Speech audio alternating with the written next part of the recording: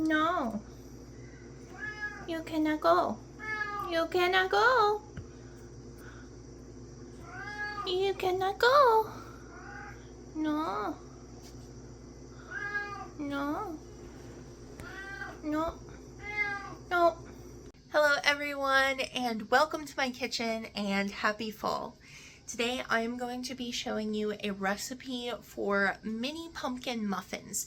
Now I made these minis because they're easy and bite-sized, and that way you can share them with a lot of friends, a lot of people. But you can do this in a variety of different ways. You can make it into regular size cupcakes, or you can also do it as a cake.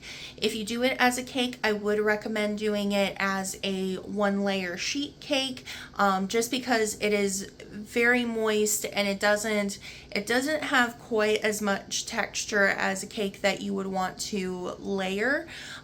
You probably could do it that way, but it's very moist, so I would recommend sticking with like a sheet layer cake. But you can do it that way, you can do mini cupcakes, you can do full cupcakes.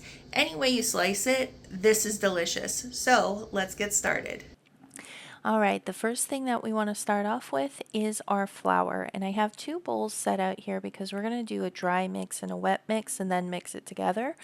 So today I was using gluten-free flour. I have used both gluten-free and regular flour. Both of them work absolutely fine, so just go with whatever works for you. So we're going to start off with 2 cups of flour just into our smaller mixing bowl here. After the flour, we want to add 2 teaspoons of baking powder and then 1 teaspoon of baking soda to our dry mix. Now we want to start adding in our warm spices, and you can just sub all of this with about 2 teaspoons of pumpkin pie spice. But if you're making your own, you want to use 1.5 teaspoons of cinnamon, half of a teaspoon of allspice, a quarter of a teaspoon of nutmeg, and a quarter teaspoon of ground ginger. And then just give that all a mix to nicely combine that and incorporate that into the flour. And then we'll set that aside and start working on our wet ingredients.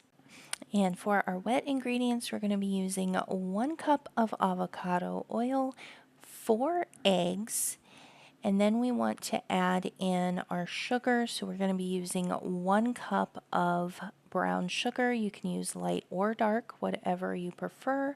And then half a cup of just regular granulated sugar. And then we want to add in 1.5 teaspoons of vanilla extract, and we want to give this all a nice whisk until it's kind of a light caramely color and should feel a little bit thicker. And last but not least, the star of our show, we're going to be using 1 15-ounce can of pure pumpkin puree. And you can also use sweet potato puree, and if you are making it from scratch, just use 2 cups in place of the 15-ounce can. And now, surprise, surprise, we are going to whisk that into our wet mixture until it's combined. And then we're going to take our dry mix and we're going to put about half of that in. Go ahead and get that mixed in really nice until it's nice and smooth.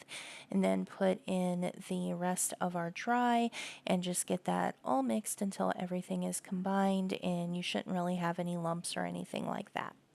Now this is the consistency when our batter is finished, so you can see by how it's falling off, it's a little bit thicker of a batter. It should be really nice and silky by now. Now, if you are going to do a sheet cake at this point, you would want to put this into a prepared 9 by 13 pan and pop this in the oven at 350 degrees. For our mini cupcakes, I keep wanting to call them muffins for some reason. I'm just using a cookie scoop to fill up my mini pans here that I have lined with cupcake liners, and we're going to bake them at 350 degrees as well. So 350 regardless of which form your cakes or cupcakes are taking, and the time is just going to vary. So of course, if you're doing a sheet cake, it's probably going to take about 35 to 45 minutes. If you're doing these mini guys, you're maybe looking at about 10 to 12 minutes, and a more normal size cupcake, you're probably looking at about 15 to 18 minutes. So just keep an eye on them basically, and just make sure that they are looking lovely as these guys do now. Now, if you already have your own favorite frosting recipe, feel free to use that here. But if you need a good cream cheese frosting recipe, this is the way that I like to make it. So I'm just going to use 1 softened stick of butter as well as 1 brick of cream cheese. And I like to go ahead and kind of mix those together before I start adding in my other ingredients. Now we're going to add in our powdered sugar. We're going to start with about 2.5 to 3 cups worth. Go ahead and give that a mix. If you need more, you can always add more later. You just don't want to add too much at the beginning.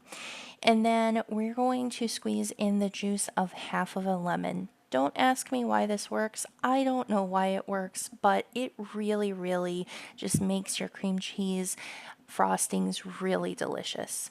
And then the last thing that we want to add in here is just some vanilla. So 1 to 2 teaspoons of vanilla. Just mix that in really nicely.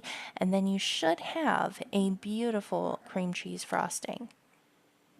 You can do whatever method you prefer for frosting these. I just did a simple little dollop on there and put a little bit of sparkles on top. These are our lovely pumpkin cupcakes, and they were delicious, guys. Enjoy.